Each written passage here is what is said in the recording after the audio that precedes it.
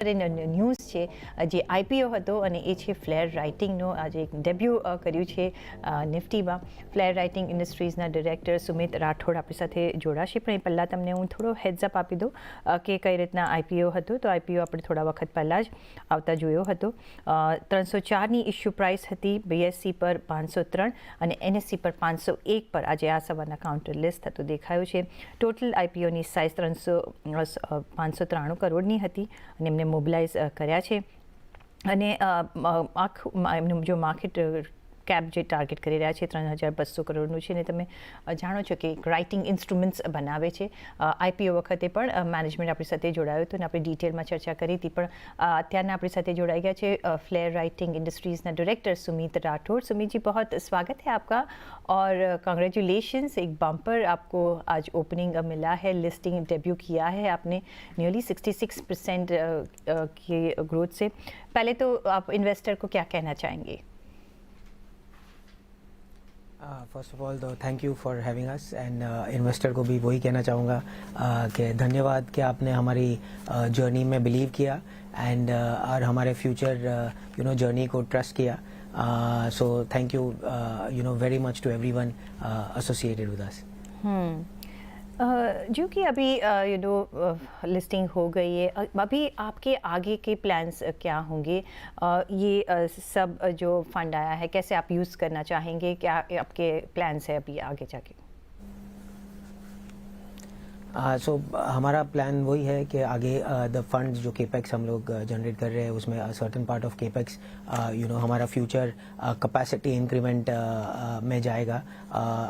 तो हमारा करीबन अगर आप देखें तो अराउंड 56 करोड़ हम ग्रीन फील्ड में और 87 करोड़ ब्राउन फील्ड में हम लोग इम्प्लीमेंट करेंगे, जिससे हमारा जो फ्यूचर प्रोजेक्शंस है उसके लिए जो हमको कैपेसिटी चाहिए उसकी तरफ हम आगे बढ़ेंगे.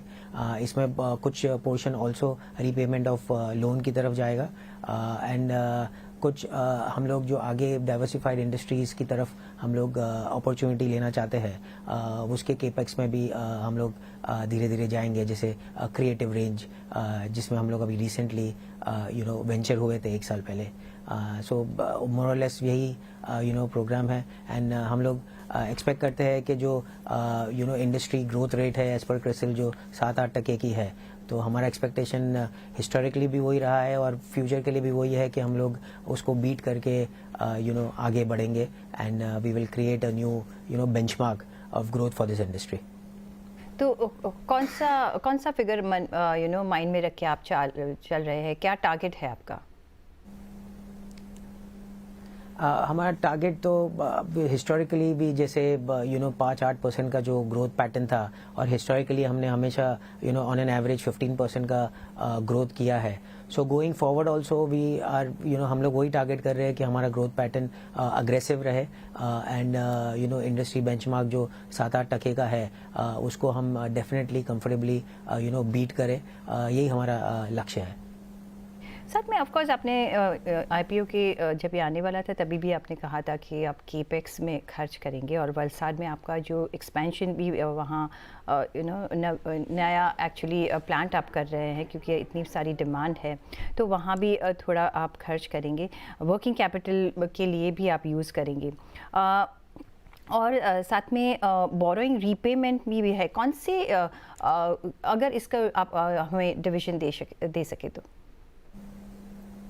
सो रीपेमेंट में हम लोग अराउंड 43 करोड़ रीपेमेंट करेंगे out of the proceeds and 77 crore के आसपास वर्किंग कैपिटल में जाएगा एंड बैलेंस जो मैंने बताया वो GCP and brown field and green field project में जाएगा.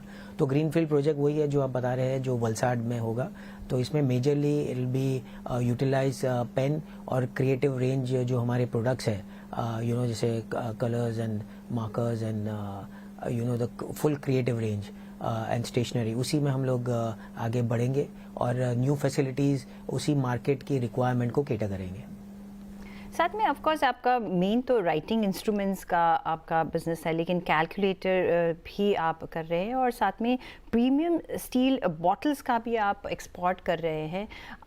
और आई थिंक जब भी मैं आई थिंक आपके फैमिली में से ही कोई आया होगा, उन्होंने कहा था कि आप वो पेयर कार्डिंग है वो वहाँ से भी काम करते, तो एक्सपोर्ट मार्केट कैसा है वीज़ डोमेस्टिक मार्केट, और क्या अपेक्षा रख के आप आगे चल रहे हैं, margins plus revenue? So historically हमेशा हमारा एक्सपोर्ट का मार्केट ओवरऑल रेवेन्यू का अराउंड 20% रेंज में रहा है, and 80% has always been domestic market.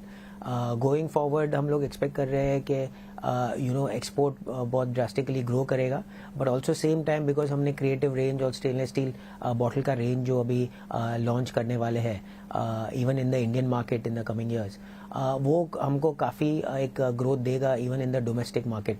और हमारा जो एक पेनिट्रेटेड डिस्ट्रीब्यूशन नेटवर्क है एंड ब्रांड लिवरेज हम लोग इसमें प्ले करेंगे, और उसकी सहायता से हम लोग ये स्टेनलेस स्टील रेंज को भी we are trying to make a pan India presence. और एक्सपोर्ट में भी हम लोग को ये अपॉर्चुनिटी है.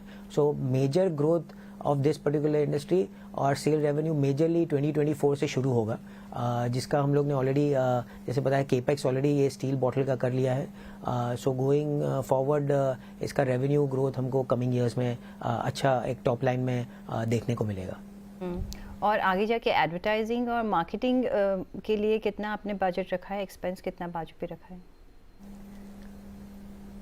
सो हिस्टोरिकली भी हम लोग एक 3% रेंज में एक रेशो है हमारा एक बजट है. तो उसमें 1.5% ATL 1.5% BTL करते हैं. हम लोग पहले भी बहुत सारे ब्रांड एम्बेसडर्स के साथ एंड एसोसिएट हो चुके हैं. करंटली भी जैसे अगर आप मीडिया में देखें तो हमारे 2 ब्रांड एम्बेसडर है मूवी इंडस्ट्री से, जैसे Ranbir Kapoor and Ranveer Singh. And going forward भी जैसे जैसे रिक्वायरमेंट मार्केट की आएगी एंड पेनिट्रेशन की आएगी, हम लोग definitely new and bigger stars को अप्रोच करके ब्रांड एम्बेसडर बनाने की कोशिश करते हैं.